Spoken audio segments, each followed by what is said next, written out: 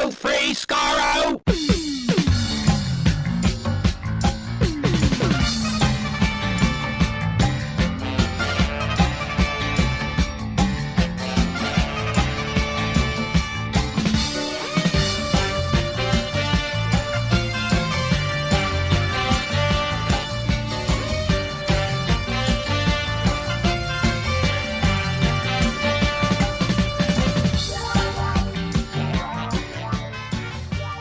Hello, everyone. Welcome to Radio Free Skaro, episode number 796. I am Stephen in Edmonton. Morning, Vancouver. And Chris in Edmonton. This week, we get close to the halfway point of our Torchwood Revisited commentaries. Countrycide is the commentary today. Torchwood's pure historical, because there are no Very pure. Purely violent. supernatural elements in it. So technically, you're watching Torchwood's version of the Highlanders, which is what's happening. Think really, about it. Yes, kind of. Really hope they find the Highlanders someday so we can see all the scenes where they, eat people or whatever. I have been doing the my recons, sort of my remastering of my recons and stuff, and I did recently do the Highlanders. I didn't watch it all the way through, just to check to see if it was in sync or not. So I jumped over. I mean, the cannibalism scenes, oddly enough, made it past the famous Australian censor cuts. And so I actually finished, within the episode. They were called the Jacobites because they only ate people called Jacob. Exactly. So, I'm in trouble. That's my middle name. Okay, my question is, why is Jacob. the Australian censorship board so stringent when Australia is a place of strapping individualist cowboy types? I don't know. I don't know. They're so mamby-pamby when it comes to censorship. We're in the 1960s. I'm unsure of that, but I mean, I guess we're thankful that because of their namby-pambiness, we have censor clips still, although not the full That's episodes. True. Good point. Yes. It's like We have more than we would have otherwise had. I suppose, but like they basically have saved the orange peel, but got rid of the orange. So like, oh wow, what did this orange once look like? Well, based on this orange peel, we can tell that it was an orange. But anyway, before that, the Noel Clarke thing is something we should probably talk about. Noel Clarke, of course, was in Doctor Who, and there's a massive article in the Guardian. Written by Ciaran Cale and Lucy Osborne, tremendously in-depth reporting about 20 different women accusing Noel Clarke of groping, harassment, and bullying. This sort of came to light because Clarke got a recent BAFTA award, and this was coming. This is the thing. BAFTA knew this was coming. Noel Clarke knew this was coming. They went ahead and gave him the award anyway. And seeing him in public being adulated in such a way was enough. Was the final straw to have these courageous women come forward. Just to take one quick tiny little step back. Yeah. So BAFTA, just for some context, BAFTA were unsure about whether to give this award because of what was going to come to light. And they reached out to a bunch of the people who had I'm not going to say made these complaints because I don't know if that's the right wording. A bunch of the people who were the victims, there we go, that's a good word. A bunch of the victims, or alleged victims at any rate, reached out to them for comment, and none came forward. And then they gave him the award, and then they started coming forward once the public adulation was there. It was there. I mean, it gave him the strength to do it. I can't imagine. I mean, reading the Guardian article, I mean, I feel awful for every single one of those people having to go through that. Most of them at the time were sort of at the beginning of their careers and sort of like, the industry being what it is, which is wrong. Sort of like thinking this is part of it and this is what I have to go through, and then not knowing really until much later that other people went through the same thing and also felt bad about it at the same time, thinking, is this the way that we have to do this? It's not. It's sad. It's disappointing. Whenever this happens, but now it's our Doctor Who family that are sort of doing this, and that's what's really upsetting about it, is because I think a lot of us sort of looked up to Noel Clarke and how he was sort of a strong voice from what we could see for black artists in the UK and everything, and you sort of got this impression that he was sort of coming up out of nothing and stuff, and helping really further British film, and now this, and that's what just, it's a gut punch. Yeah, well, I mean, I've talked here and there somewhat recently about his show Bulletproof with Ashley. I can't remember his last name off the top of my head, and I don't want to look it up because I don't want to break my train of thought. But anyway, it's a show featuring two black cops as lead characters, which is not and something now it's you'd not going always to get see. made anymore, probably, right? So The next season was in development, pre-production, somewhere, like it was somewhere in there, and it has shut down now. Yeah. And then of course, Viewpoint, is that the name of it? The ITV show that was recently being broadcast, and then the news came out and they pulled the final episode from broadcast, which may or may never see the light of day. So I mean, we decided before recording we weren't going to dwell too much on this, but one thing I do want to put out there is, no matter what does become whatever gets to be released as true or not, the fact that there's a lot of flack damage with the industry and other artists and writers and producers and production companies and all, like, there's a lot of fallout that's gonna has already started coming from this. That's not to mention the fallout from these people's careers and their lives. Well, of course, right? But it's just there's a lot of damage happening to the victims, to the industry people, and it's always sad to see that they suffer from things that happen. Well, yeah, not only their work, but their careers. Like what they feel they have to go through, and how many, like one of the people mentioned in the Guardian, she went off and like worked in a restaurant in Switzerland for like 3 years. Like she just got out of the business because she saw, I can't do this. It was such a negative experience what she went through with Noel Clarke, that she had to leave, and she eventually came back, but she basically had to start from scratch again. Like the problem is not only the industry, but also just the greater mentality. It's not like Hollywood or film or TV is the only place this is happening. No, it's the one you hear about, but it's the one you hear about. And it's it's not like there's a finite amount of people who are doing this, who are abusing their power to get what they want. It's like playing whack-a-mole. Like there's a finite number. We can say, if we smack enough of them, then that'll be it. And the fear of punishment and reprisal will be enough to scare these people who are already doing this into submission and not doing it anymore. It doesn't work that way. It has to be an education thing. Somewhere along the line, people like this sort of think it's an acceptable way to do things, or more accurately, perhaps, don't find it's an unacceptable way. The often thing is told otherwise. The comment, even Noel Clarke made it. I didn't feel that my actions were to be seen in this way. Like he probably never thought he was doing anything wrong, and that's the problem right there. Is that he doesn't know he's doing wrong. And because we're not telling our children or people in the industry that they are doing the wrong thing, and this is why there's no easy solution. It's an educational process. It has to start earlier in generations and stuff, but we still have to deal with people who are in the industry and people who are still thinking this way and thinking they can get away with it and thinking it's normal when it clearly is not. Mm-hmm. And that's the sad whole thing of this. I mean, there's a clip of from Chicago Guitars in 2014, which is now going viral. One from a panel that I was on, that I was moderating with Noel Clarke, Camille Kaduri, and Annette Badland, which has been everywhere. Apparently, it hasn't floated through my time very much, but people kept sort of DMing, saying, this clip from your panel from 2014 is on there.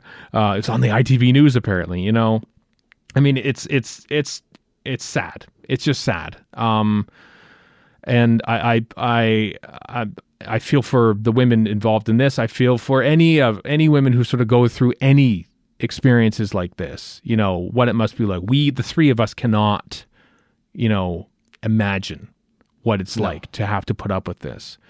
And it's only by reading these tales of people in reports like this that sort of find out, but even then you can't fully understand what it's like. And we shouldn't have to read these reports to fully understand.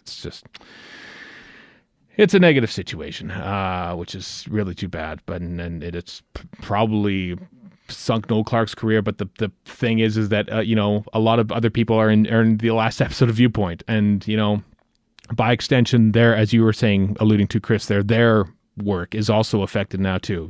Because of the actions of one man, and it's blight on the industry. And hopefully we can once again move past, learn from it, turn the other cheek, and get on with it. But there's just been far too many casualties in this whole journey here that it's got to stop. Anyway, let's talk about Gallifrey 1, because that Sean Lyon messaged me because he's one of the people that told me that the clip was out and about in the internet from 2014 in Chicago TARDIS. But he also sort of said that Gallifrey 1's coming, which, at this time, the three of us have each had our first shot of COVID vaccine. But it's still, especially in Alberta, feels like we're really a long way from getting back to normal. So yep, here too. The shining beacon that is Gallifrey 1 in the distance seems very far away yet very close at the same time. It is the city of the Exelons that we try to get to. How dare you? It's not that bad, Chris. Come on. Yeah. Anyway, Monday, folks, the first Gallifrey 1 guest announcement will be coming. We won't hint about who's going to be announced at this here, but I will say that I asked Sean, because we were wondering, it's the pandemic and everything, and there's going to be a lot of people who are going to turn him down, and he said he's experiencing zero hesitancy about people coming to the convention as guests. So, that's good. That's good. I imagine people are in the UK are probably saying, please let me out. I want to go places again. I want to go to LA in February. So that's a good thing. It's made me a little more hopeful. I sort of waver. I've had 3 massive shifts in my my mental state over the past week about where we're going. And for the most part, it was very negative, but that the idea of actually going to Gallifrey 1 feels a little more hopeful again, I guess. I don't know. Where are you two at right now? Galley every year is a series of mile markers. So there's buying your membership, there's booking the hotel, there's booking your flight, there's the first big guest announcement or a big name announcement like Christopher Eccleston we had last time. Should also mention, just before you go on, that they did release a bunch of rooms, and I think they all got gobbled up, I think, at the LA Experience too. Yeah, sorry. Seven Conrad even. Part of it. It's leading up to Galley every year, like I say, it's a bunch of mile markers. And this this year, there's still that voice at the back of the head that says, "Will it happen? Or will it happen the way we hope or want or whatever?" But I think for me, that's more that I've been living life month to month, and so it's hard to conceive anything a year from now. Oh, week to week. It feels. Oh yeah. It feels like forever. I got my first dose of Androzani, as we're going to call it.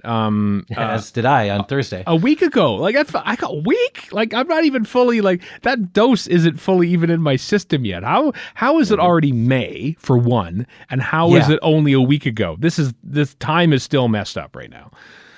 But having things like guest announcements always helps kind of build the fervor and build the excitement and things like that. And I, as you say, lots can happen in a short amount of time, really. But right now we're doing this 9 months in advance. There's some times when the first guest announcement doesn't come until the summer. And having it in May is, I think, going to help to. I've got to wonder if we're there in February. Yeah. Well, probably we will be there in February 2022. Will all the rest of this feel like it does now, where it's oh, that was a thing that happened. We'll just kind of write it off after a year and a half of it. I know. Yeah, I was gonna, if I can finish off, I was just gonna say that it helps to it helps to build that excitement, and it helps to make it feel that much more real, despite the fact it's still 9 months away and lots can happen. However, in those 9 months, the lots that can happen, I'd like to think we're going to see a hell of a lot more positives than anything else. You'd think so, to make it that much, better and more real. Yeah. I mean, the rates for a while there was actually, I've been, this is what I do now. I follow vaccination rates and I follow case rates, both in the US and in Canada and in Israel, because Israel is like further ahead than all of us in vaccinations, because I want to see how they're doing. And it's going down there. I saw a tweet yesterday sort of saying, here's all the things that are happening in the US. And like, it's sort of like very quickly turning around in the US. It was like they were sort of rising. Then the case rates per day across the whole country were like matching where it was in the beginning of the second wave, essentially like 65,000 cases, and now it's gone down to like 35,000, like the space of like a week or two. It's gone down precipitously, and it seems to like that's kind of how it happens, I guess, when everyone gets sort of vaccinated, and all of a sudden, well, I guess no one's going to get it now, and that's how it falls. But right now, in the midst of it, Alberta is literally in the worst it's ever been in the whole of this COVID run. And so to offset, 2,000 daily cases in Alberta with Gallifrey is happening in 8 months, it's a little, that's a hurricane. That's a roller coaster right there right now. Yeah. So, apparently Canada's at, where the heck did I just see that number there? Oh. About 33% of the population having at least one dose, and just shy of 3% of people having two. Mm-hmm. What's fascinating is that 43% of Americans have had one dose, and about 31% have been fully vaccinated. I'm fascinated by that very close ratios, and that most of the people are like, let's get fully vaccinated, where there's a lot of people who just aren't doing it yet. And well, I know for here anyway, there's so like Alberta, it's you get your first dose and then up to 16 weeks before you get your second dose. Mm-hmm. Whereas in the States, a lot of people are getting their second dose the actual 3 to 4 weeks after the first that the drug manufacturers are recommending. Apart from this is completely anecdotal, but I've seen upsurge of old people walking around without masks here, and I'm like, I wonder if that's because they got both their shots, which they still should be wearing their masks anyway. But but I wonder if that's why. That's probably why. Yeah, I did read that the Androzani, I'm going to just call it the Androzani because it's much more fun. The Androzani vaccine is actually recommended, like further time between the two doses is when it's most effective. I read something about that today in the Globe and Mail. So the fact that I'm like, like in one more week I could get my second dose, it actually doesn't work that way. It's kind of like saying, hey, I just had breakfast, except it was like at 10 a.m. Lunch is at 11. I don't need lunch right now. I could probably wait until 3 o'clock to have that lunch, and probably it'll serve me better. And so that's the way I'm looking at it. Anyway, Gallifrey 1 is coming, and guests are being announced. And this exact moment in time, we're thinking, well, we're close to vaccines, but are we? We're close to being done with this, or are we? It's all very much a Schrodinger's cat of possibilities. But I will say I was in a worse mood on Wednesday than I was on Thursday, even though I felt like crap on Friday. Like physically, you mean? Physically, yeah. And now I feel better on Saturday, so that's how long it takes to get over the, which means it's working. That's right. If you feel kind of crappy. Yeah. The vaccine. If you feel awful after getting the vaccine, it means it's doing the job. So, and getting us closer to places like Gallifrey 1, which I look forward to, or not, but I do. You haven't booked your flight yet or anything, have you, Stephen? I know, but I've thought about it. I'm not even allowed to travel. Warren, I'm not even able to travel to the US. I haven't either. No. I know, Warren, I know you don't ever book your flight until like much later in the game, because Vancouver to LA is a lot easier and cheaper prospect. Well, it was. Who knows what it's like now? Yeah, but good point. Yeah. I've looked at fares, but I've yet to pull the trigger as it Yeah, were. because the fares are good. Like for the price of an Edmonton LA flight, thinking, oh, it's good. Oh, I really should be buying this, but I'm not even able to travel there yet. Oh, it sounds like gambling. Yeah, legally I can't. So Yeah. Anyway, this is where we are in early May, 2021. Everyone, it's all over the place right now. Anyway, hey, Doctor Who, remember that show? They're still filming, apparently. I haven't seen any set reports as of late, which is exactly how Chris Chibnall wants it. Nobody move. Nobody talk about anything regarding Doctor Who right now because they're busy filming it in secret. Unless, of course, there's been set reports, but I have never looked into those at all. I try to avoid those. Yeah. Doctor Who, there's two different Doctor Who magazines came out like on the same day. I thought it was a mistake. I thought we got the second one by mistake, like when those streaming services, we only meant to drop the first episode, but I guess you got the second one too. But and not only to drop the regular issue number. Yes, a mistake. That's definitely a mistake. Giant billionaire corporation. Yeah.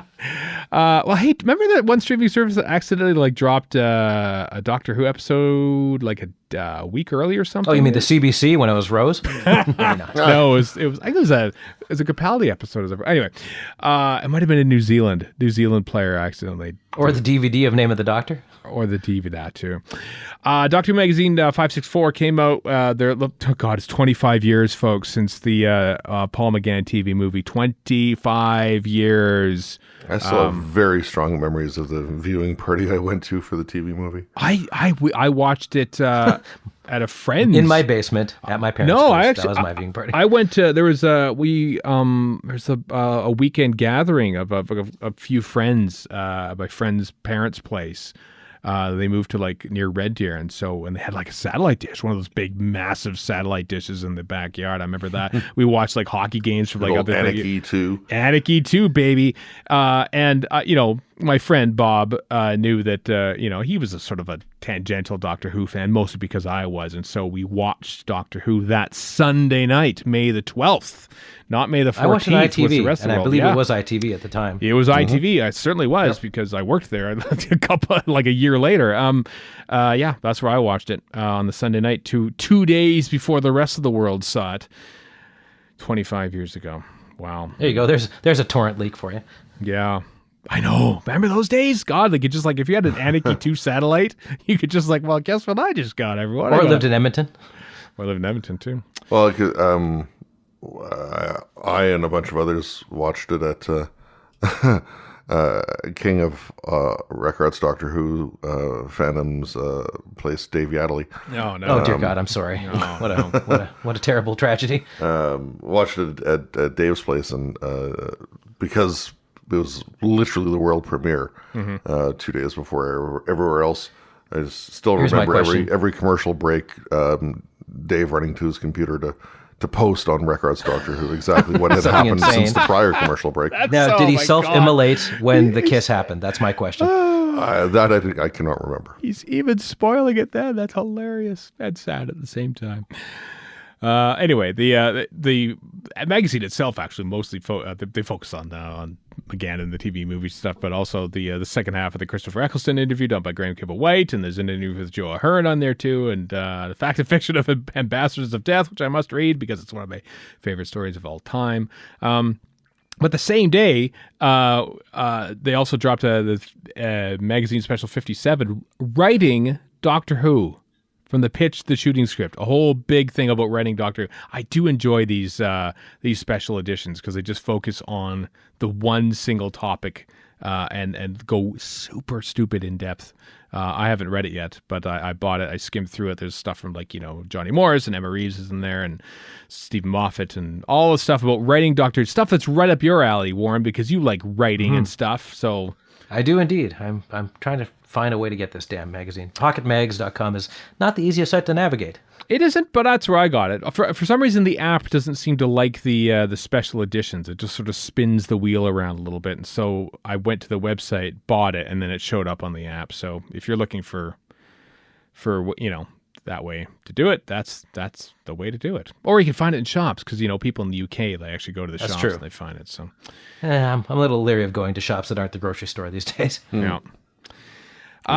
Chapters is not exactly top of the list. Yeah. No.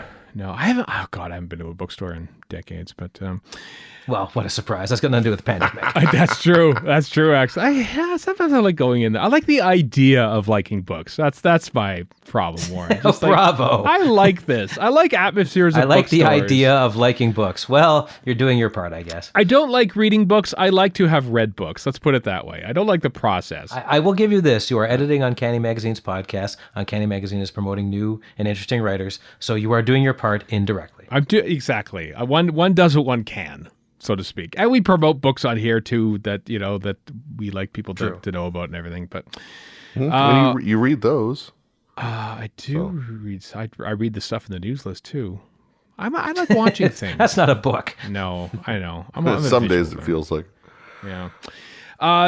Big Finish was awarded a Guinness World Record for the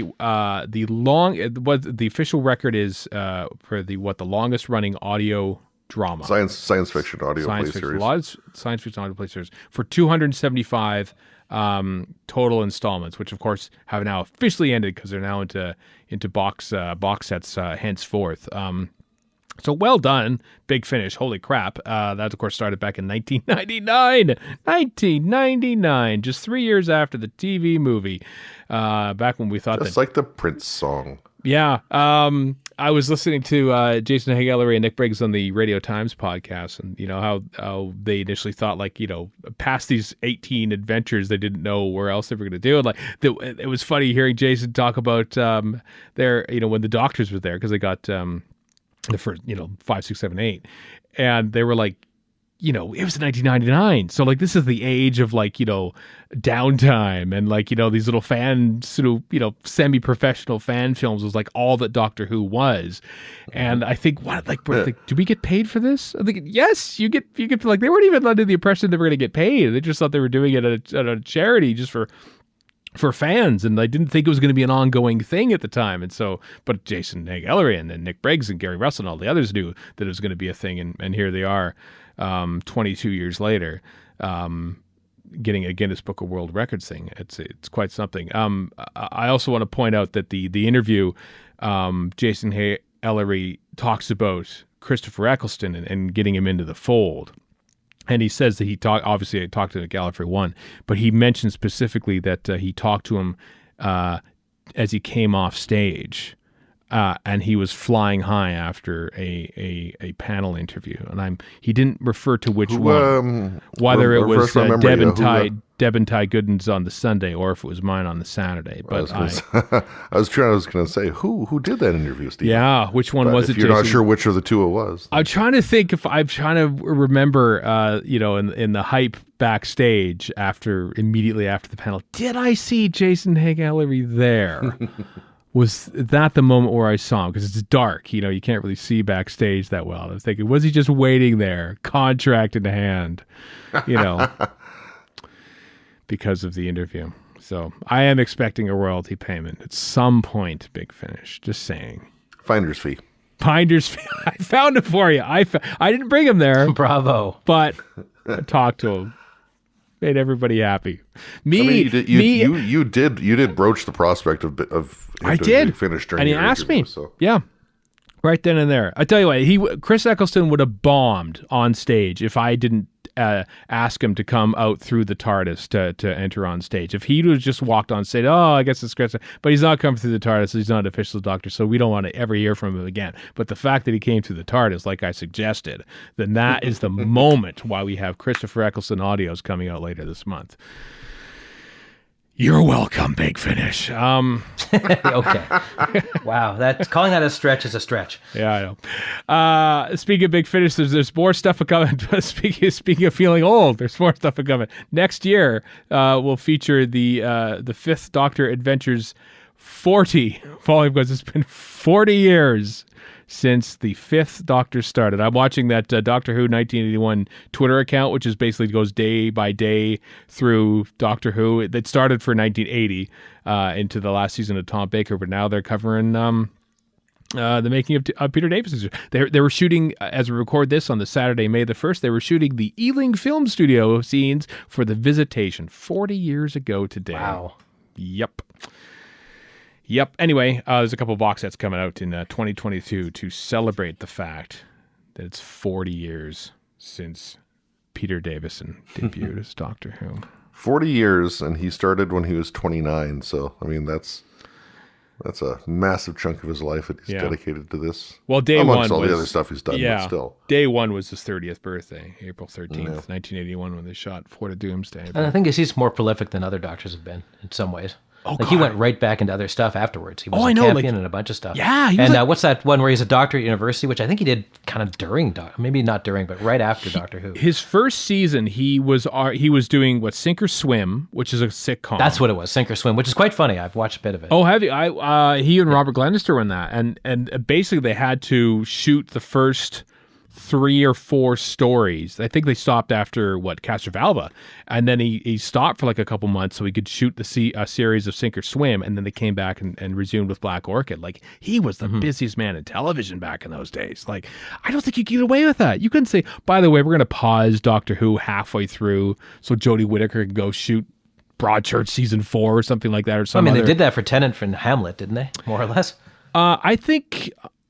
What was the deal with the gap year? Because I know Tennant became Hamlet, but I don't think that was the reason why they went for the gap year. No, but I think it was. I don't know which came first. It's chicken or egg. Like, did Tennant say, "Oh, I got a year off, more or less. Let's do Hamlet," or Tennant's going to do Hamlet. Let's just do a couple specials this year. I don't know. Well, and it's just a different setup than even though England had a shorter run of stuff generally. Yeah. Compared to the States, they still even more so have that now. You know what I mean? So. Mm-hmm. Yeah, it's kind of like Sherlock. Winter Cumberbatch and Martin Freeman free. Okay, well, they're free now for like 3 months. Let's make a series of Sherlock right now, and then they go away for 3 years and be the Hobbit and Doctor Strange and everything else. And they go, "Do you want to do? Sure, let's do another one." It's weird, even though it's all broadcast. They've kind of precursored a lot of streaming practices in a lot of ways. Haven't they? Like it'll be here when it's here, essentially. You know? Even Children of Earth coming out one day after the other. You know what I mean? Who else did that? I think a few series at the time. I think that was sort of like the in vogue thing in 2008. But that's kind of like dumping all your episodes at once. I know. Obviously, you can't do that on broadcast without taking up a giant chunk of time. But it's interesting. It's just how the Brits, not just the Brits, I'm sure the rest of Europe does this too. Not America did things other ways and tried different things. Yeah, maybe one day Netflix will realize that maybe you shouldn't be dropping all your shows at once and have them just completely leave the conversation after the first weekend, you know? Yeah. Well, that's part of the reason WandaVision, if you drop all of WandaVision at once, it would totally ruin it. I know, and plus you wouldn't be stringing along Disney Plus subscribers either, thinking, you want your one new show, do you? Well, you're going to have to subscribe for 8 weeks solid. So... Anyway, Peter Davison, yes, 2 volumes coming next year. You can pre-order them both, though. David Tennant continues to be to live up to his father-in-law's name, and also is the busiest actor in showbiz. He's coming in Dalek Universe 2, another 3-episode series, which is coming out in July. I've lost track of all the stuff. He's done a lot. I bet you, Jason, referring back to that Radio Times interview, Hank Ellery is sort of saying, like, they approached Eccleston with, let's just give him 3 episodes. Like, we don't want to scare him off saying, here, we're going to do this for 7 years or something like that. And it was Eccleston sort of like, no, let's do a full series. He wants 12 episodes. And they also approached Tennant the same way. Like, I'll just do 3 and see how you like it and stuff. Like, no, he's back. He's just always there. David Tennant's just like, when the pandemic ends and Tennant's actually going back to proper television and film acting again, it's going to feel like so strange. We're going to be grateful that we have David Tennant for as much as we did doing Big Finish during the last year and a half, because he's been everywhere. He's been just like, let's record, let's do it. Good for him. Good for him for keeping busy, David Tennant. Struggling young actor who's 50 now, by the way. David Tennant is 50. Just turned 50, yeah. I say good God, but so am I. Yeah, you are too. Which I tend to forget most of the time. Yeah, you're about as you are as old, basically, as David Tennant. He is your... And just as successful. And you have the same number of children. And again, true. Never mind. Yeah. Yeah. Anyway, Dalek Universe 2 coming out. 3 different stories in that coming out in July of 2021. The Big Finish podcast continues. The Adric, audiobook Adric, screams the headline. Matthew Waterhouse has written and will read his own audiobook, Watchers, which finds the Fourth Doctor and Adric trapped in the time vortex. With time running out, they encounter one of the Doctor's most terrifying foes, and in the shadows, someone is watching. Dun, dun, dun. Yep. So that's cool. I do like it when Matthew Waterhouse wrote Blue Box Boy, which is his sort of third-person autobiography back in the day. And I know he's written other stuff in the past as well. So this is cool. It's cool. That's when's that coming out, Chris? When's it coming out? Scan the list. January next year. January 2022. So that's pretty cool. And is this the last Big Finish thing on the? It is. There's that. Sir Rory to the rescue, because Arthur Darvill is back for volume 2 of The Lone Centurion, Camelot. Yes, it's set in the Knights of the Round Table. It guest stars Hugh Skinner, who, and this press photo in the link in the show notes at radiofreeskaro.com still leads me to believe that Hugh Skinner is actually Matt Smith's twin. You ever seen him? Hugh Skinner. He was in W1A. He played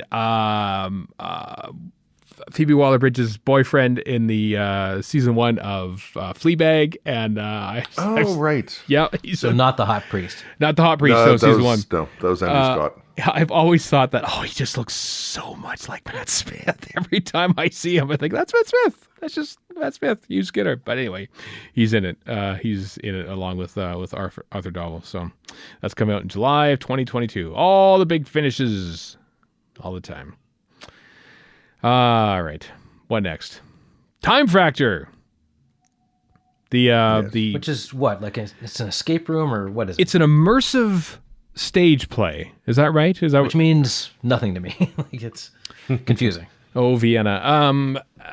Yeah, I don't know what, Chris, have you ever experienced immersive theater in a way at all? In your trial, I know you're the most artsy fartsy of the three of us here. So I wouldn't be shocked if it's something I saw like the Fringe Festival or something. But it would have been an amateur production if I've seen anything like it. Right. I can't think of anything off the top of my head, but maybe. Maybe. Okay. I never have, but there's a Doctor Who one coming, and it's called Time Fracture. We've mentioned it earlier. And John Barrowman and David Bradley will appear in pre-recorded cameos, of course, as Captain Jack Harkness and the First Doctor. I'm wondering if the hubbub about John Barrowman perhaps being in Series 13 was based on the fact that he was recording stuff for this, or is he still going to be in Series 13? And he thought, well, while you're here, why don't you just do something for this? I mean, they're shooting him against green screen, so they could. That's true. Hell, they could put him in previous series if they wanted to. They could put him in. They could put him in They could put him in Happy Days videos.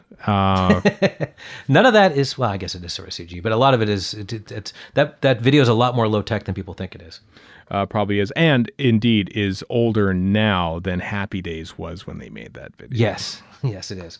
Just to keep that theme going. So, yeah, the Time Fracture. That's the immersive theater. I think it opens up this month. I think we postulated, because Chris, you're thinking of possibly going to the UK this year to continue our theme of potential hopeful vacations and stuff, and maybe that would be a thing that would be interesting to go to. I don't know. If we go, depending on when that happens, etc., if this is still running, then yeah, maybe. Yeah, be a thing. I mean, it's a Doctor Who thing, you know? I mean, at the end of the day, I'm not going to go over there and just, sit on my butt watching telly or something like that. I'm going to go out and do stuff. And exactly. This is a stuff thing I can do. But we've practiced so hard for the past year and a half sitting on our butts and watching telly. Oh, I'm so good. Time to go to the big leagues of sitting on your butt and watching telly. In a whole different time zone. Wow. Or in this case, sitting on your butt watching watching to be theater. fair, Stephen, we looked forward to doing that when we saw our first Doctor Who's in England. That's true. It's very And I fell asleep during mine. So it was tough. It was tough. Jet lag. Thanks, jet lag. Yeah, in retrospect, should have flown in 1 day earlier. 1 day. Possibly, but I didn't think of that. Yeah, well, we had good times. Traveling to the UK. Good times. Oh, they're coming again. I keep telling myself they're coming again. All right, let's talk about a role-playing game. Cubicle 7 have announced they will continue producing the Doctor Who role-playing game. They've been doing this. I have this game. I haven't played it once. Oh. I have it. I have never played it. So it started, they secured it in the license in 2008. They've made at least 2 for updates to it, I think. Haven't they? They did a big refresh with Capaldi. The one I have is Tenet on it, and obviously they've updated it since then. And if you want to see how it's played, watch the Game of Rassilon or listen to it, the podcast starring friends of the show, Riley Silverman and Dan Peck. That's right. Where they go through the game, and they make it basically into a podcast audio drama. Don't ask for because I know nothing. I've read through it and never played it, so because I can't find anybody to play with. I played Dungeons and Dragons with my friends, and that's as far as I've gotten with role playing. It's kind of like how I had the original FASA Doctor Who role-playing game from 1985. And it's silly. Incomprehensible. I didn't understand any of it, but then again, I don't understand much of anything when it comes to role-playing games, unless they're on a computer and they have a little button that you can mash. But yeah, that's great. That's great that it's continuing. Of course, as you say, it's giving Game of Rassilon stories for years. They got all sorts of stuff to go off now. Tons and tons. They've got, 4 or 5 seasons, something like that? Yeah. There's a lot. So that's good news. Yay. But alas, we end on sad news because it's, where else are you going to put, as you say, Chris, there's no better place to put obituaries than at the very end. But Frank Cox, who... before you, yes, I do always say that. Of course, the exception to that is if it's a really, really big name, in which case it Frank becomes Cox. the lead. So I know. That's not any better because that means Yeah, but that's like a doctor or somebody. Yeah. Not that I wish ill upon any of them. Or convening an emergency recording for the passing of Barry Letts back in 2009, or That's things of that grandeur. Frank Cox, who died at the age of 80. Frank Cox, God, I didn't realize he was as young as that when he started directing Doctor Who. He directed the last of the 2 episodes of The Edge of Destruction, and then also directed the final 2 episodes of The Censorite. So he only directed 3 episodes of Doctor Who total. Because back in those days, especially that first season of Doctor Who, like, it was not uncommon for directors to not work on the whole story. Like, Christopher Baker and Christopher Barry and Richard Martin sort of tag team through the Daleks. As Richard Martin directed episode 1 of Edge of Destruction. Frank Cox did 2. John Crockett, for some reason, comes in to do episode 4 of Marco Polo. And so to sort of think, yeah, whatever, we'll throw you an episode. Such was the episodic nature of television in those days, and especially Doctor Who, that Frank Cox came in and directed 3 episodes. I think, this might speak more of our collective opinion of Richard Martin than it does Frank Cox, but I feel like his direction on episode 2 of The Edge of Destruction is much more atmospheric than that of episode 1. I think he's probably a very enterprising. And you know what? I cut the Censorites a lot of slack. I think it's kind of cool. I think there's some moody shots in those last 2 episodes when... Cut it slack, but it's still impossible to get through. It's a little tough, but if you watch it 1 episode at a time, as the Lord thy God intended, Warren. True. It's a passable slog, I think. But I thought Frank Cox's direction in those last 2 episodes, especially in the aqueduct, so it's like the cliffhanger at episode 5 when it's just like one solitary sort of like blinking light on William Hartnell's face. So that's such an atmospheric shot. I would like the return of DVD cases, so we have a back cover that has a passable slog with your name underneath it as a DVD review. A passable slog. Steven Spansky, ready for Skaro. Oh, that's good stuff. Alas, because I only watched Doctor Who, those are literally the only 3 things that I saw. But that was the very beginning of a very long and fruitful career for Frank Cox, who has passed away at the age of 80. So very sad. Anything else everyone knows? That was a roller coaster of a news list, everyone. I hope you... yes, it was. Yeah. Chris, any final thoughts? Happy May. Eurovision's coming. Anything on your mind? May week's in June. May the 4th be with you, everyone. Oh, yeah, that's coming up. Yeah, that's right. Got another Yoda Savings Alone coming out on May the 4th. There you go. Always striking when the iron's hot, everyone. 3 weeks from today is the Eurovision final, yes. Oh, is it now? Oh, dear. Yeah. The Netherlands have given the go-ahead for things to actually happen in person with is it really? With a cap on the number of people at about 20-25% capacity. Interesting. Technical rehearsals start in a week or so, and I mean, this won't be any different for us because all we do is turn off Twitter because it's That's unusable true. for a good 8 hours. Yeah. But I mean, there was there's been a long year, Chris. Was there Eurovision last year? it was canceled. It was canceled outright. Okay, it wasn't canceled. like an online version. So this is a big thing for you then. They had like a little celebration of like the songs that would have competed and some other stuff. And they did their best, especially on fairly short notice, because as we've talked about in the past, back in the heady days of March 2020, when we thought, a couple of weeks, this will all be over. Yeah. Here we are. They weren't sure what they were going to do, and they had to cancel. So they did their best. They did their best. Just like, speaking of doing your best, up next on the commentary portion of this, Torchwood Revisited, it's the pure historical episode, Countryside.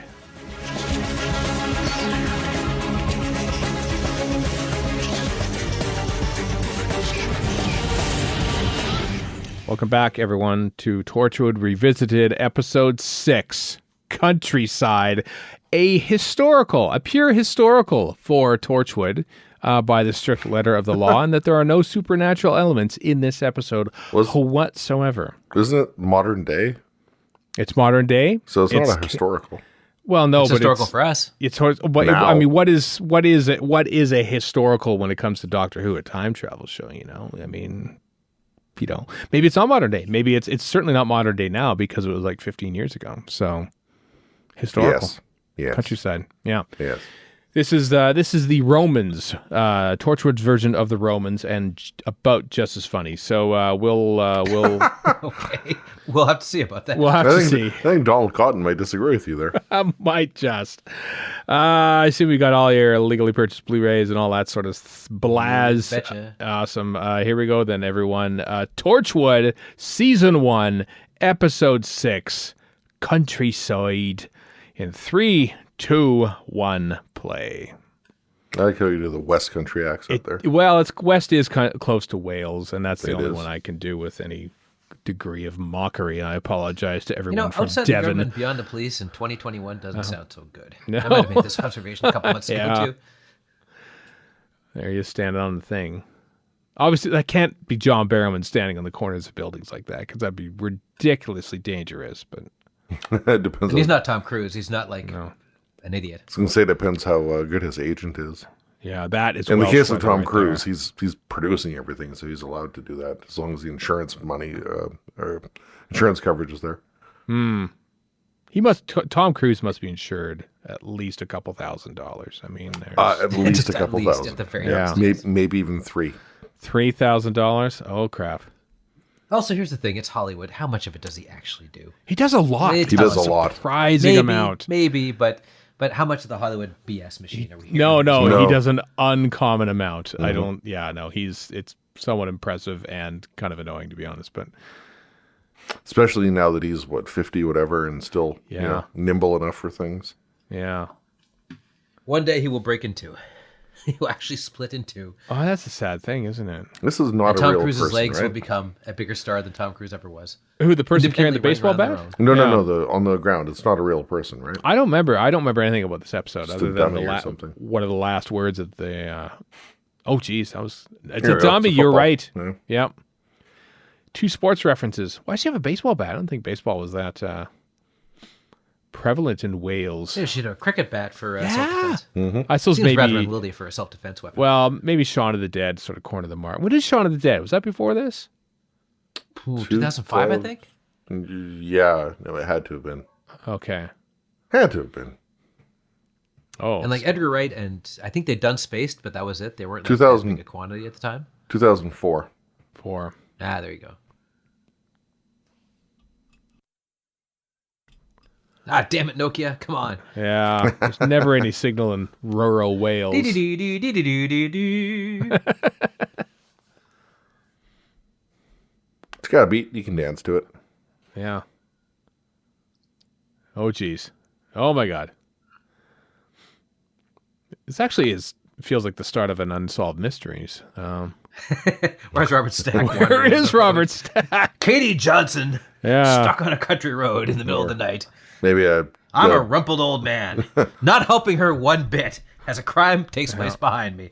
Law and Order SVU kind of thing. That was a spooky show. Chibnall! Chibnall wrote this. Jibbers. Oh, boy. Here we go.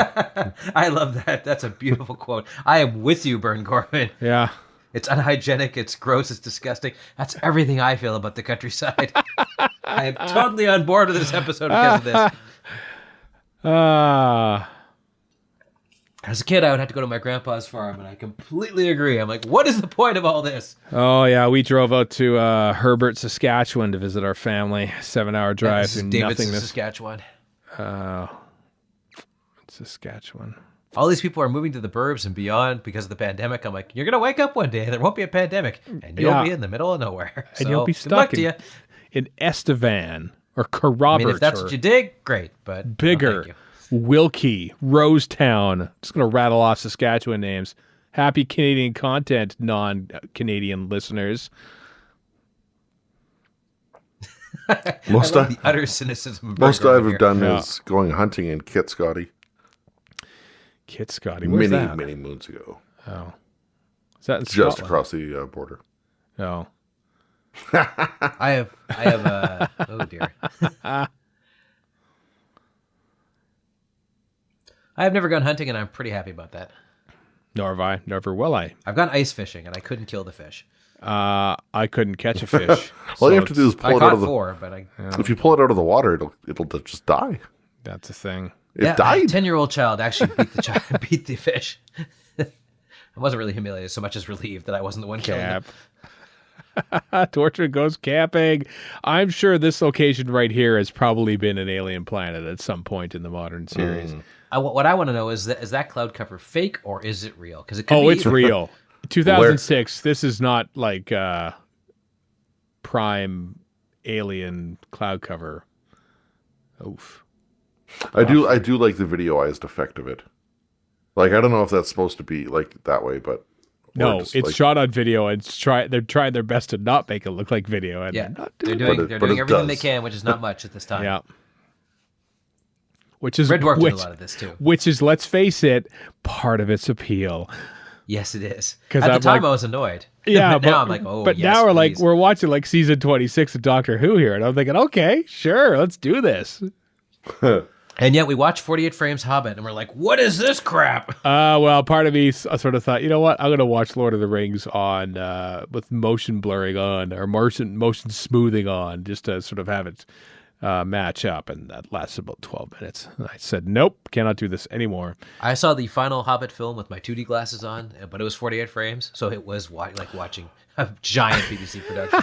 So it was actually not bad because of that, because I'm like, I'm watching a movie nobody else is, and nobody else would dig it, and I do.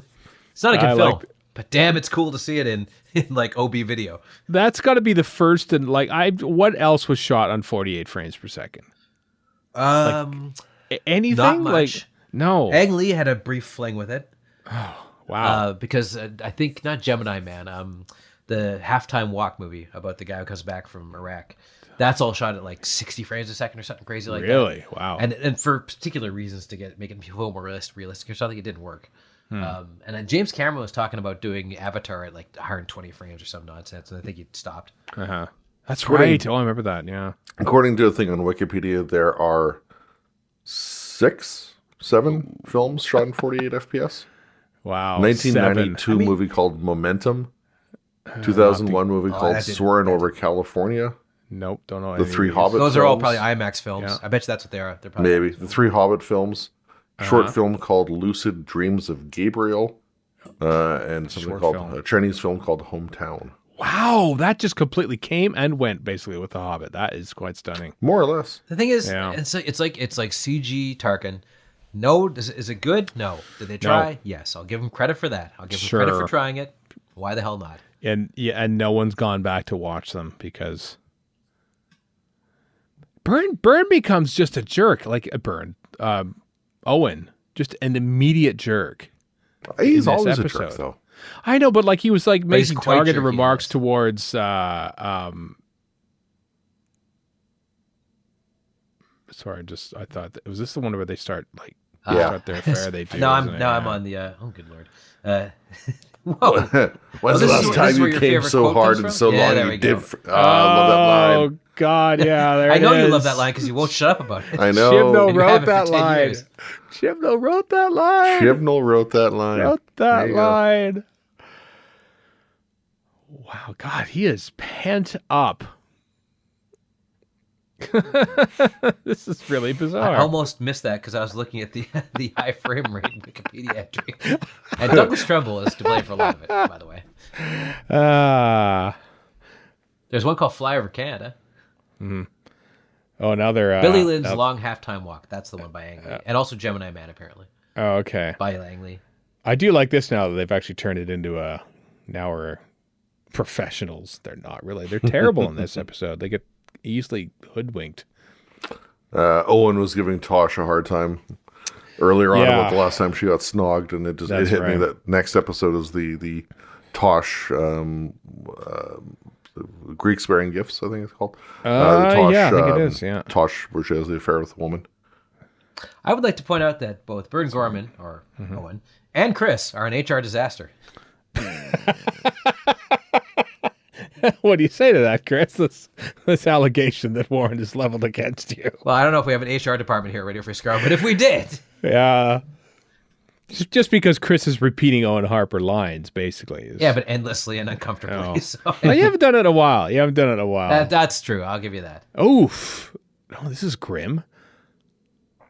The thing I'm looking at here says the F word is used in this episode, but it was bleeped on CBC and BBC America. Wow, I'm not surprised. I forgot that this aired on BBC America. I wonder when this aired. This must have been years after because they only got Doctor Who in 2009. Where did Torchwood air in America? Or did it even air in America before BBC America picked it up? Ew. I wonder. I don't know. I don't know the broadcast history of it. I bet I remember it being on CBC, to be honest. I think it was a late night. Did Weebles ever show up in Doctor Who, like in the background or something? I don't think so. Run over a tent. Come on. It's a tent. We worked hard putting up that tent. Yeah, you were pretty dumb in this one, I have to say.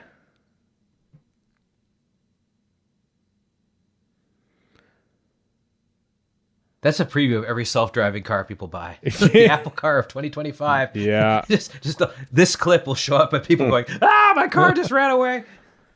BBC America started showing Series 1 in September 2007. Really? So that is fairly early on. So they had Torchwood before they had Doctor Who. That is quite something. Maybe they used Torchwood as a test bed for like the worthiness of getting Doctor Who. Yeah.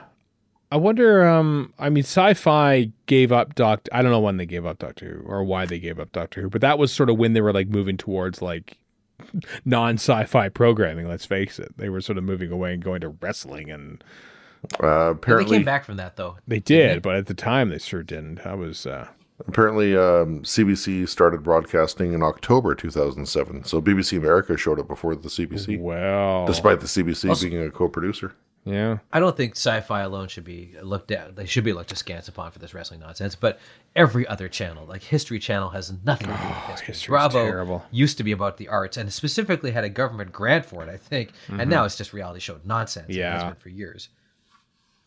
Well, Which is our fine, Bravo, but don't call it Bravo. Our Bravo is different than their Bravo.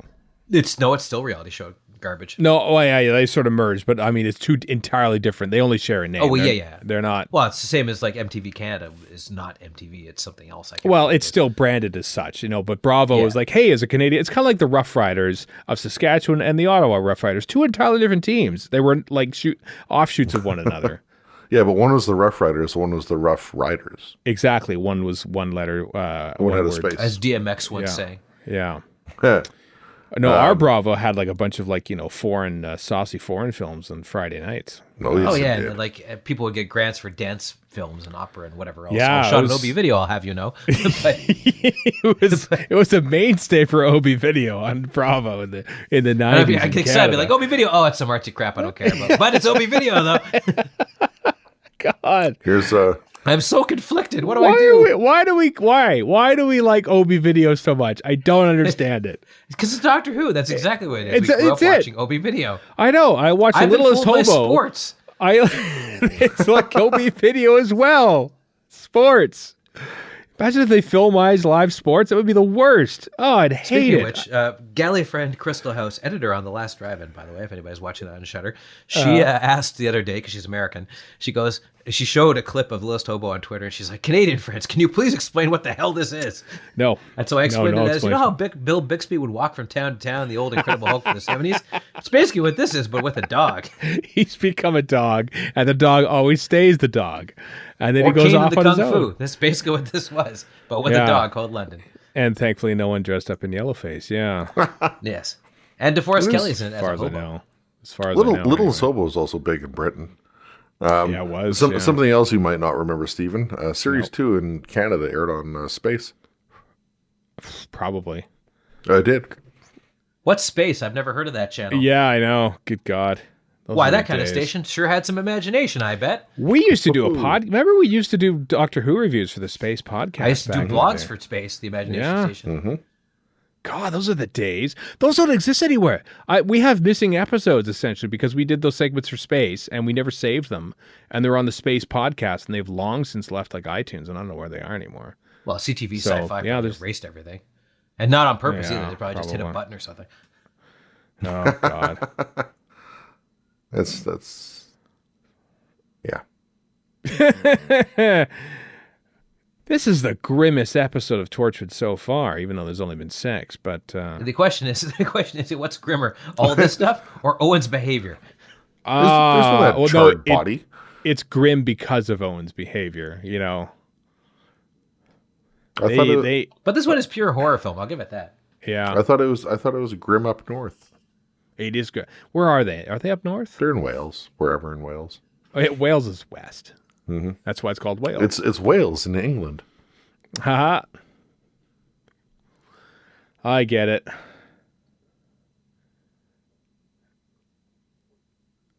Oh, I see what they did there. They've edited around, you see. That wasn't the door that she was at before. I always like the focus. Okay, that service revolver. That's actually an interesting directorial choice. Yeah. Following the gun. Andy Goddard. Andy Goddard ever go on with Doctor Who? I can't remember now. No, I doubt it. You're going to find out. Name doesn't even really ring a bell. Oh, I've heard it before. I'm sure he probably directed an episode in Series 6 or something. I know, he did. You're right. He did The Next Doctor. There it is. Still doesn't ring a bell. This is your job. Do they have payroll? He did 6 episodes of Torchwood altogether. Really? How many in this season that we're watching now? Good question. Don't know. Oh, okay. All right. Oh, this smacks of a mid-2000s video game where you have to go through the different houses so the zombies don't kill you. It's basically Silent Hill. Did they make a movie of that, or is the movie as a video game? They did. And Roger Avery, co-writer of Pulp Fiction, was the director. Wow. Goddard did 2 this series, Countryside and Noel Clarke's episode, Combat. Oh, we got that one to look forward to. I had forgotten about that one. Yeah. I hadn't until I forgot Mickey was in this. I forgot Martha was in this, too. Yeah. Oh, yeah, she's in season 2. That's right, yeah. She's in season 2. She was everywhere. I'm so intrigued by season 2, which we won't get into until next year, of course. But unless we choose to watch it prematurely. That is very No, OB, that shot Tosh there. has got the Hoodie Capaldi cosplay going on here. Tosh could be a future Doctor. Several years there. Well, they could all be future Doctors. No, I'm going to go with Tosh. She seems most doctory. But then Jack would know. Didn't realize that foxes have really strange noises that they make. I only know this because of riding around at nighttime in Red Dead Online, and you just like hear like all these monsters, what I think are monsters, and they're just like foxes and muskrats. Freak me out now. Like walk through Stanley Park where coyotes have been attacking people. Have they really? What the hell? Yeah. Well, what'd you do to them? Vancouver has a coyote problem. Wow. I mean, I knew it had a cougar problem, but HR, Chris. That's the HR department right come there. I'm not sure. I've lived here a long time, and I don't think it does have a cougar problem, actually, in either form. No, I mean, Mercury cougar. I mean, there's, long since stopped making them, but everywhere you go. thunder cougar, falcon bird. Yeah, it's like those, that town that had all Yugos in that movie. Can't remember what it was. Yugo Town, I believe it was called. Danny DeVito was in it. It was in a movie, and Twins. No, it was not Twins. Why do I remember that? Why Terrible do I film, remember? by the way. I just like that film I intensely. never saw it. I don't know if I trust rural Wales. I have to tell you, I would go to rural Wales, and this is what I see, and I go, I don't know if I trust this place. This is not a good ad for it. No. The tourism board should take this up with I kind of agree. Like it's like, hey, guess what? We are proudly Welsh. We are proudly set in Wales. We shoot in Wales. Come to Wales, and then they have like, here, go into the country and meet with cannibals, and that's Cock and gun almost sounds like an insult. Cock and gun. yeah. It's like rhyming Yeah, cock slang and or gun. something. Has he ever fired a gun before? Yeah, too. Oh boy. Doesn't look Only like his handling that own. trigger poorly. No, I do like that he That's doesn't. enough, Chris. I didn't Enough. say you're an Stop HR it. problem, so be more one. Yeah, it's like, well, I'm already getting fired, so Yeah, don't torch the office while you're at it and Yeah. actually burn a picture of a bridge. they're getting pegged off one by one. We're almost 20 minutes into this, and other than like the victim in the car, there's like nobody that we've seen. Oh, they're It's going like to make Will- up for that with some serious mayhem. As I Oh, I Yeah. know, I remember, but just like this, it's a lot of just them. There's like a William Hartnell era story right here. Well, you said mean, it was this the is Romans, really Yeah, When you get right down to it. It was the but the Romans. Romans is a had a good way to market. The do it on the Romans cheap, had a right? market I full mean, of Yeah. extras. Yeah. Oh, jeez. Especially the Ark in Space. Yeah, until Vira. But like, how comes much does along. it cost for them to wander around an estate for a day? Yeah. Gee, I forgot that Gwen gets shot. The Reservoir Dogs action there. I'm shot. I'm shot, man. You're gonna be fine. You're gonna be okay. Who did Reservoir Dogs? Was that Oliver Stone? I Or? believe it was Francis Tarantino. Yes, Francis Ford Coppola. Francis Ford Tarantino. Yes. Hit her with a shotgun, said the subtitle.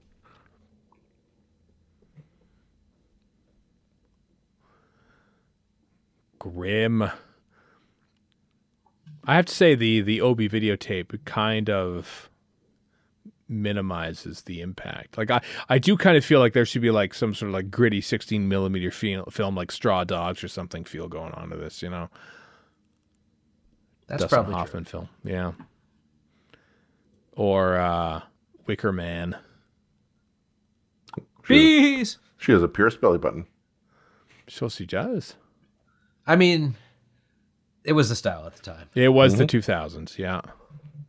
Got to pierce something.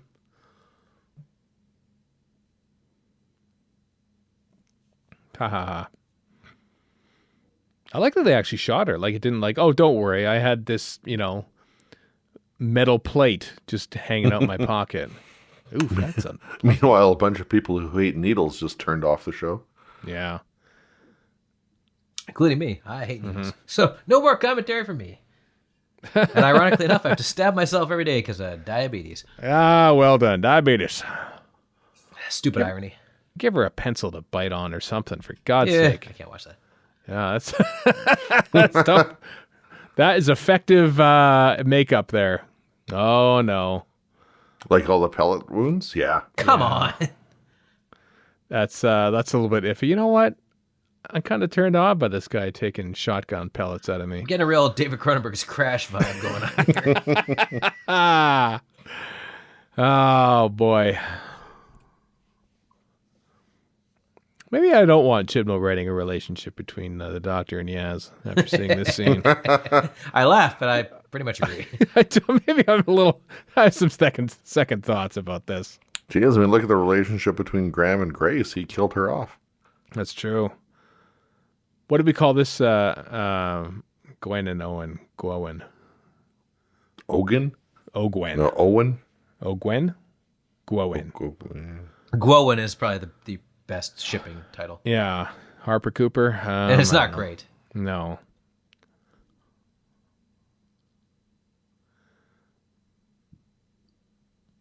Sit down and shut up.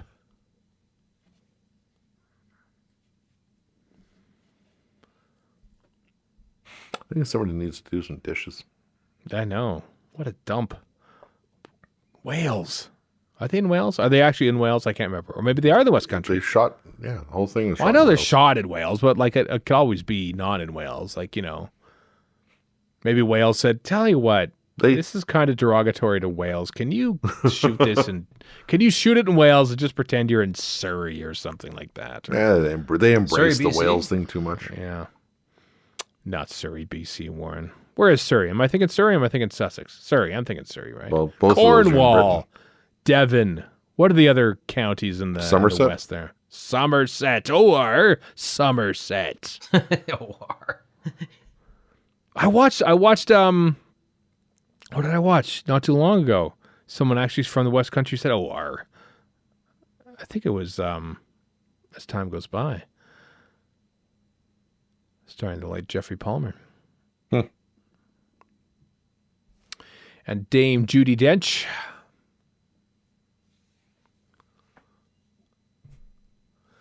Oh, what a nerd. That is like, does he like hear by echolocation or something like that? That's impressive. Yanto doesn't know how to fire a gun, but he sure knows how to determine where he is in a house. He's a bat. He is a bat. He is a bat. Yanto the bat.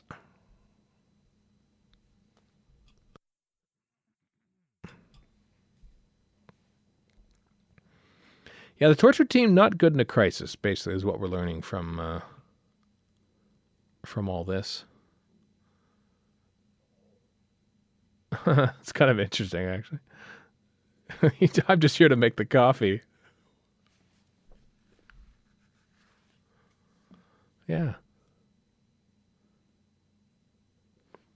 They they did determine that that Tosh was the same character in Aliens of London, didn't they?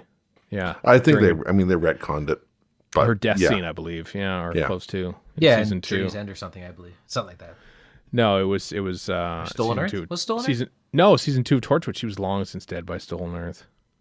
No, but they mentioned it in Stolen Earth. No, I think they... In that big video conference thing? No, because she was dead. The TARDIS? No, she was dead. No, Yeah, Gwen. I know they that. mentioned Gwen being similar and they say to that she looks like somebody from... Gwyneth from Unquiet Dead, but they actually mentioned that Tosh was the actual scientist there. Oh, okay, I'm confused. Yeah, you're right. Okay, so I was thinking of Gwen. Yeah, because Gwen was asked, like, are you from like an old Cardiff family or something like that? Yeah. Yes. But no, it was Owen Harper and Tosh like sort of like talking as they're about to die or something. And there's, I remember my first day with the space pig or something like that. I seem to recall that was a line. Graham! I'm about to die. I better reference Doctor Who. Yeah. Graham! God, this is Graham. Gareth is, he can do that wide-eyed thing for sure. He does it well. That's, yeah. I think if you're like like the person doing all the body parts, you're probably gonna like. It's probably exciting to get an order for 30 bloody feet to put in You the mean fridge. the prop master, the property buyer? Yeah. Oh, wait a minute. Gwen's fine now. Yeah, it was only a flesh wound. Yeah, well, it actually technically was, but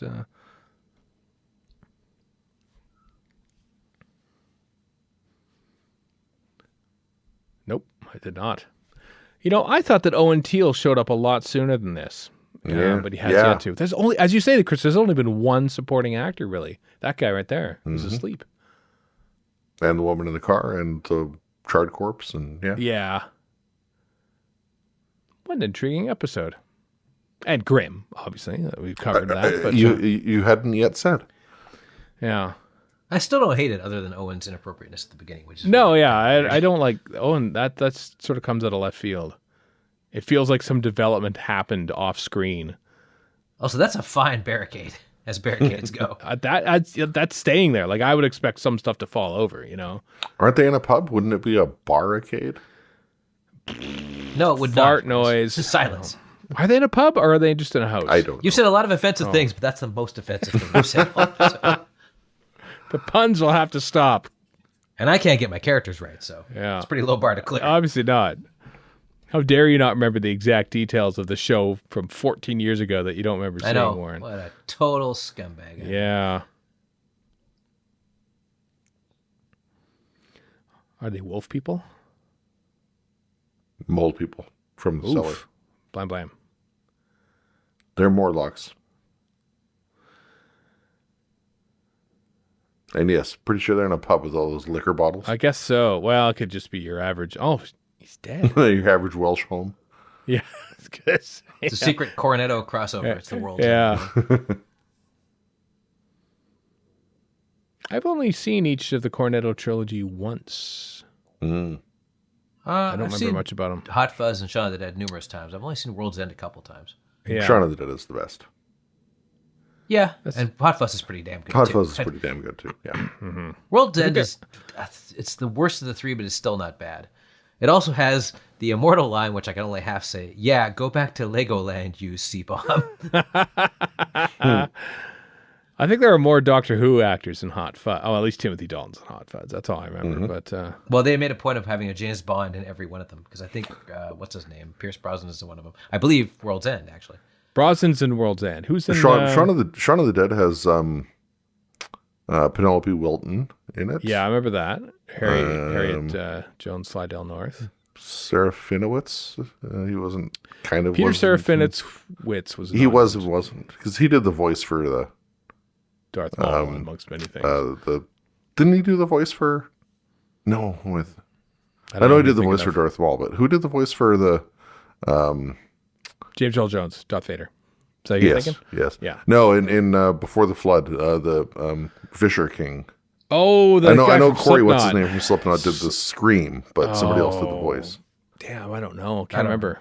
I do know Serafinowicz's sketch show, the name which eludes me, is uproarious. I don't know the sketch show, but Look Around You was one of the great. Look Around You is pretty damn good too. Oh, it's just hilarious. His sketch show, which I've only seen once, it's way funnier than you think it's going to be. I haven't seen the second series apart from the odd clip here. There's a great.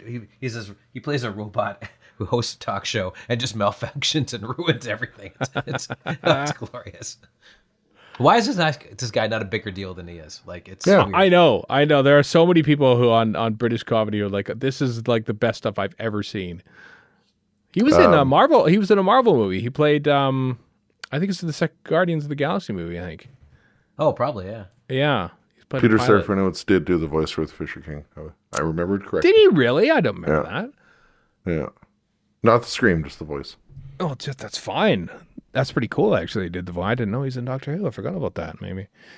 Maybe if we had Doctor Who Confidential, we'd know this. And Bill Nighy, of course, was in Shaun of the Dead.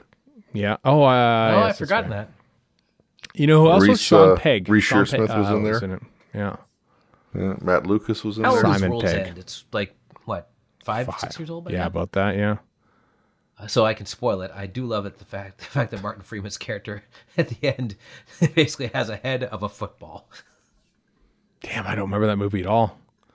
Well, he's replaced by an android, so basically, but the androids become good, and so they just put a football on his head, and he walks around and shows people real estate. Mm-hmm.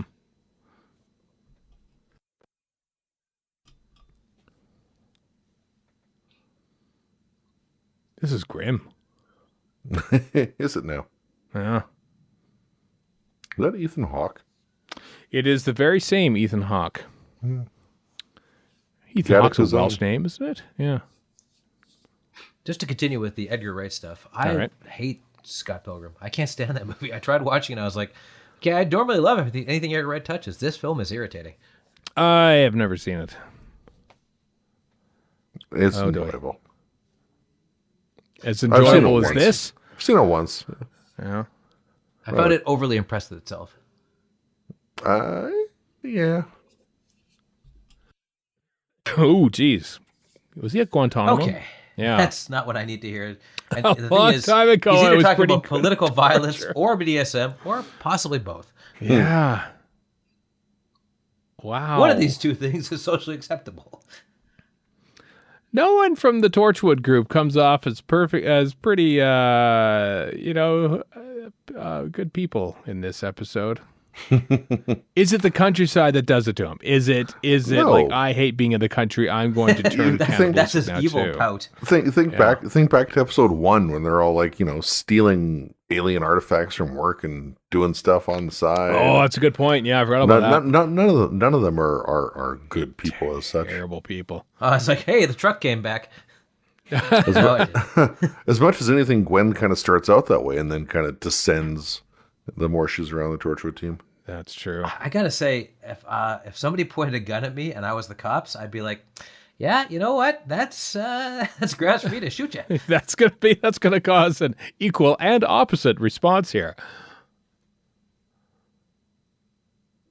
Constabulary. But then again, it's the British thing. Like, I've seen enough Midsummer Murders to say, drop that weapon at once or they'll be forced to chase after you. Oh, rabbits. Exactly. I've got a billy club. I'm coming after you. You'll probably be faster than me, but that's fine.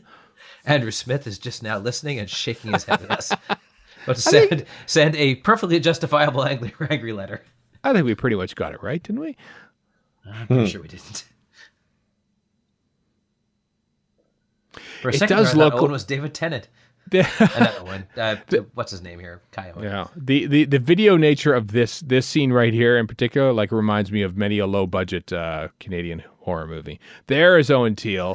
So a Canadian horror movie is what you're saying. Yeah, exactly. Owen Teal. And also, there is nothing wrong with that. Some of the best Canadian horror movies are low budget. Yeah. That is, so finally, 34 minutes in, does Owen Teal make his first appearance. Owen Teal, of course, from Vengeance on Varos. He's been in tons of stuff. Game of Thrones, you've recognized him from. I don't. Where is he in Game of Thrones? He's like the warden of the wall there, basically. Okay. Alistair Thorne. There you are. Is he a bit more beardy in that one? No, he actually doesn't have a lot of bit of a beard. He's older, like 10 years older, obviously, but he played Maldak in Vengeance on Varos, one of his first TV roles. Yeah. Which sounds like the Ice believe Warrior I've seen him in nothing except this and Doctor Who. I think he was in an episode of Midsummer Murders, oddly enough, actually. Yes, but I wouldn't have seen that. No.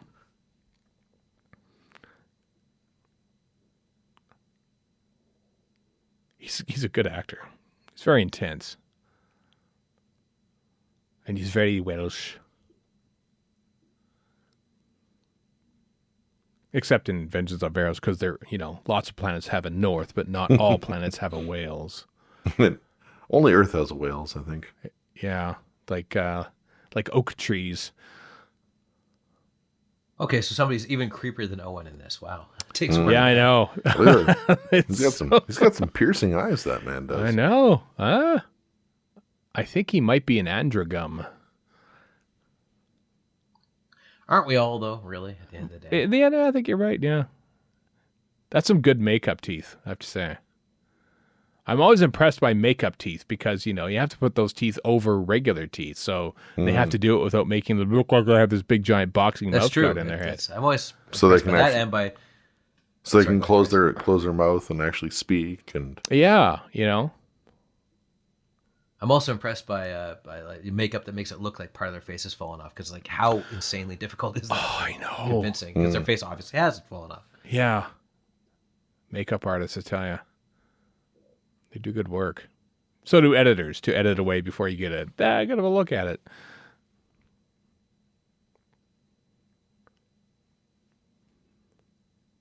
He's proper creepy in this. But is he grim? He's very grim. Okay. Just very, very grim. It is up north, right? We're just determining this is up north somewhere. We'll say northern Wales, right? Like they went north from Cardiff. Isn't that where the Five Doctors was shot? Northern Wales? Well, basically, if you're in Wales, everything's north of Cardiff because Cardiff's on like the south coast. So, good old Cardiff. You never made it to Cardiff, did you, Chris? No, never. No, never did. Not yet, I should say. Yeah, there we go. That's the spirit. So for your 50th, after the pandemic has ebbed a touch, yep, going to Cardiff. The Winnipeg of the United Kingdom. Going to Cardiff. That's it. It had We're the going doctor back to experience, Winnipeg. and that was That and a preemptive, impromptu, I should say. Gary Russell exterior. Yeah, Seasons 1 through 4 tour. Good luck having that on locations. Your tour. Oh, okay. What? I just What'd looking you at who find out? Maldak was in Vengeance on Varos and like, Yeah. oh man, yeah, he had that hair. Yeah. Maldak. Isn't that the same name as the Ice Warrior and Skaldak in Cold War? It's pretty close, though. Yeah. So are you saying that Maldak was maybe an ice warrior? No, I'm saying that Mark Gatiss, being the Doctor Who nerd that he is, chose the name Skaldak, thinking that Maldak is as a reference to Vengeance on Varos. Because maybe he just likes a good Malbec. Maybe that's it. Like there's other characters who like Pinot Griswois and all that. Oof, this is grim. My favorite is Shiraz Jack. How dare you? I'll let that one go. I'll let that one go.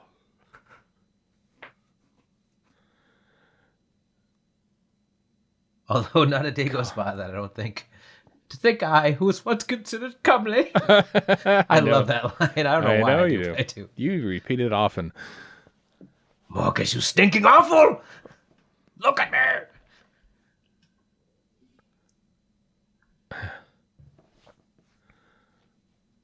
You can arrest him now. Go on. No. Oh, right.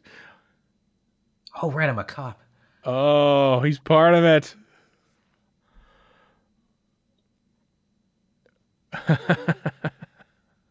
Yikes. You wanted your Reservoir Dogs. You got your Reservoir Dogs. Yeah. I was going to say, good old Mexican standoff.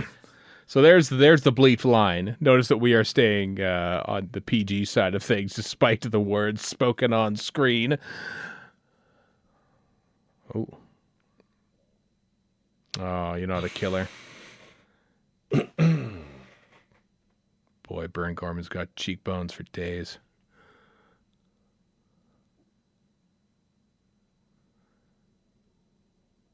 He is a bony rascal, isn't he? Yeah, he is, yeah. Oh, it's almost sexual. What do you mean almost? This is Torchwood. The credits are sexual. It's sexual. Mm-hmm.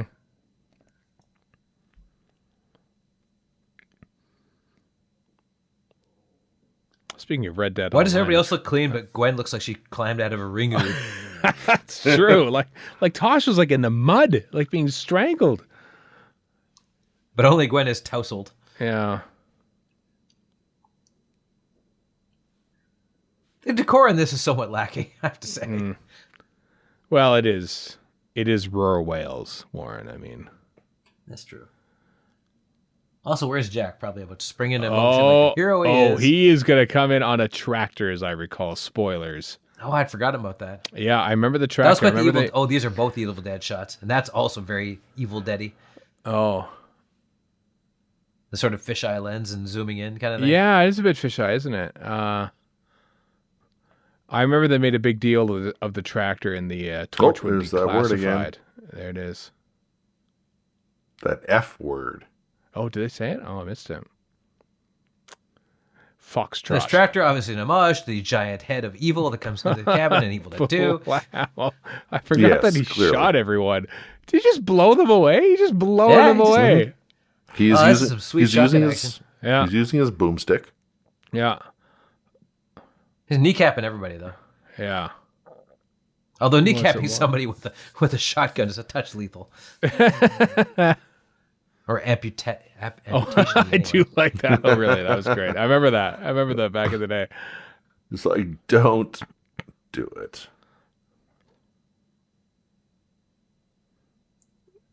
There you go. The serious pout.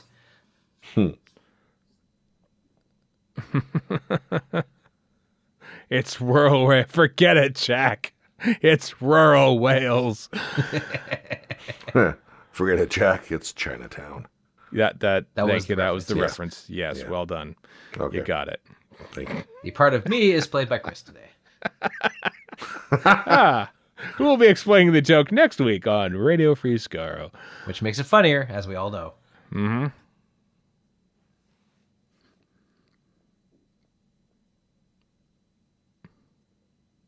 Yeah. Wow. This is like Midsummer Murders gone a little bit past. Feral. Yeah, feral Midsummer Murders. But basically, they're like, it's like The Purge. Just once a decade, they just, go batty. Yeah, I suppose You know what is not a fun film to watch after 2020? The Purge.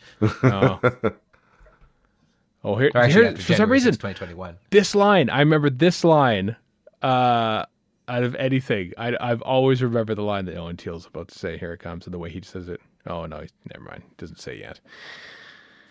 Carry on. Yeah, why do you eat people?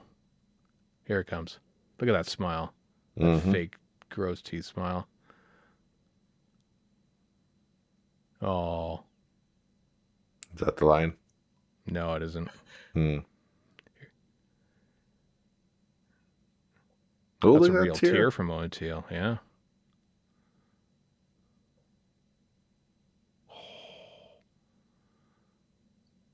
He's gonna Tyson your ear. There it is. I just remember that line. That's the only thing I remember from Torchwood season 1. So basically, is Owen Teal. It's made me happy. Basically, he's a Tocliffe because it's fun. Yeah, pretty much. Which, by the way, is super creepy in the context of that episode. It actually because is. I'm like, oh God, they took humanity, made them stretchy faces, and now they like killing for idiotic reasons. Ugh. Mm-hmm. How many of these people did Jack actually kill during this little escapade? I couldn't. Not enough? No, I guess not. Good old Cardiff.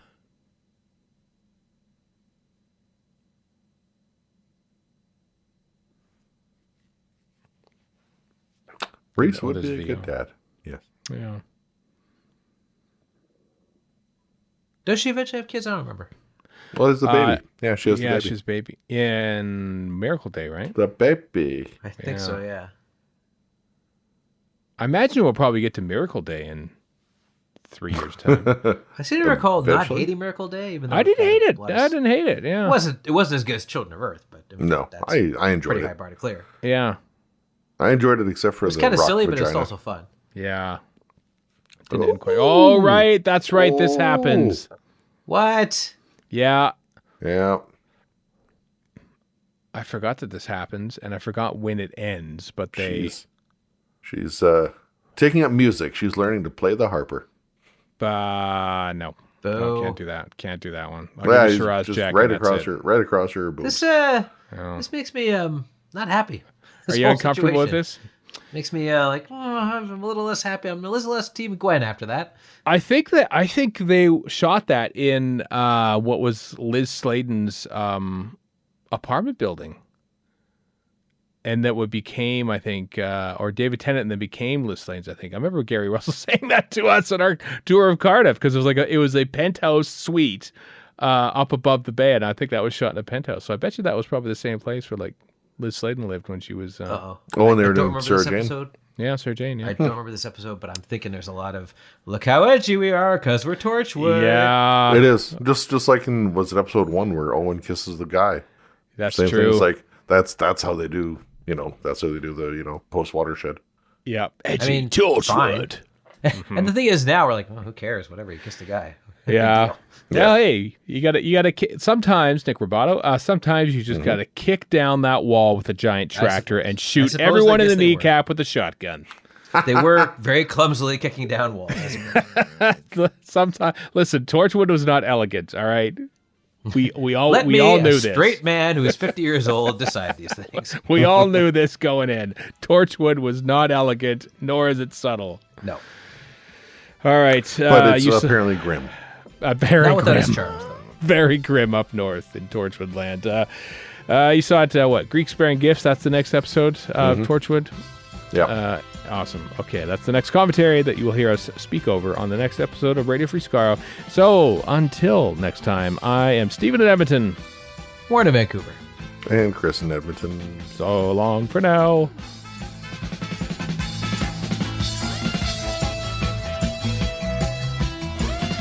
You've been listening to Radio Free Skaro. Find us online at radiofreeskaro.com. Follow us on Twitter and Tumblr at Radio Free Skaro. Subscribe to us on iTunes and donate to the show at patreon.com/Radio Free Skaro. Thank you.